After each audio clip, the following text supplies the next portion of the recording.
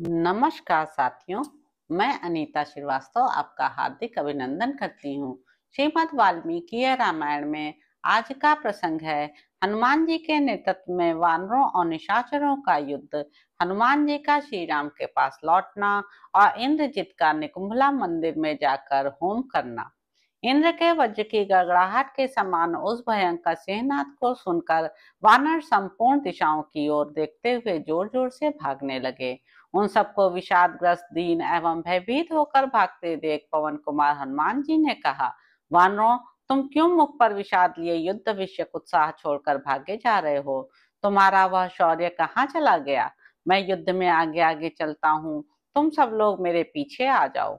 उत्तम कुल में उत्पन्न शूरवीरों के लिए युद्ध में पीठ दिखाना सर्वथा अनुचित है। बुद्धिमान वायुपुत्र के ऐसा कहने पर वानरों का चित्त प्रसन्न हो गया और राक्षसों के प्रति अत्यंत कुपित हो उन्होंने हाथों में पर्वत शिखर और वृक्ष उठा लिए। वे श्रेष्ठ वानर वीर उस महासमर में हनुमान जी को चारों ओर से घेर कर उनके पीछे पीछे चले और जोर जोर से गर्जना करते हुए वहां राक्षसों पर टूट पड़े। उन श्रेष्ठ वानरों द्वारा सब ओर से घिरे हुए हनुमान जी ज्वाला मालाओं से युक्त प्रज्वलित अग्नि की भांति शत्रु सेना को दग्ध करने लगे। वानर सैनिकों से घिरे हुए उन महाकपि हनुमान जी ने प्रलय काल के संहारकारी यमराज के समान राक्षसों का संहार करना आरंभ किया।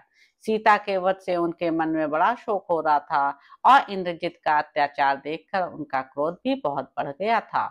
इसलिए हनुमान जी ने रावण कुमार के रथ पर एक बहुत बड़ी शिला फेंकी।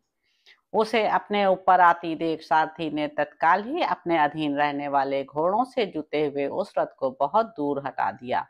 अतः सारथी सहित रथ पर बैठे हुए इंद्रजित के पास तक न पहुंचकर वह शिला धरती फोड़कर उसके भीतर समा गई। उसके चलाने का सारा उद्योग व्यर्थ हो गया।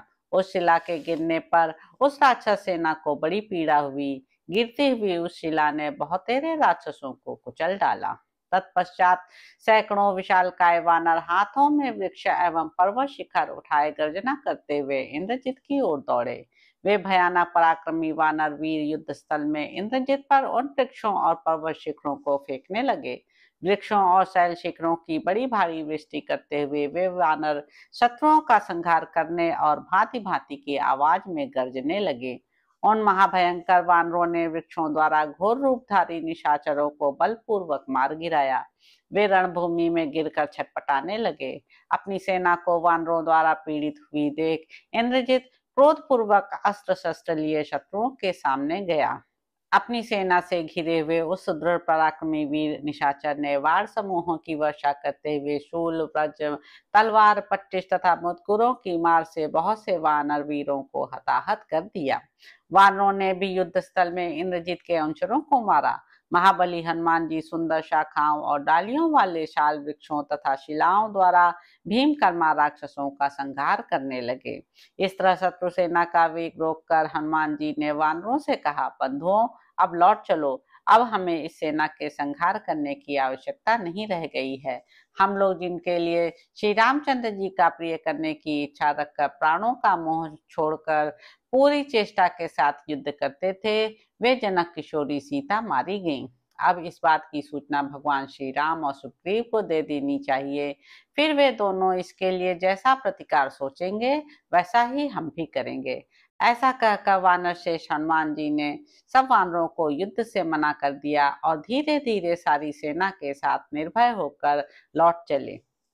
हनुमान जी को श्री रामचंद्र जी के पास जाते देख दुरात्मा इंद्रजित होम करने की इच्छा से निकुंभला देवी के मंदिर में गया। निकुंभला मंदिर में जाकर उस निशाचर इंद्रजित ने अग्नि में आहुति दी।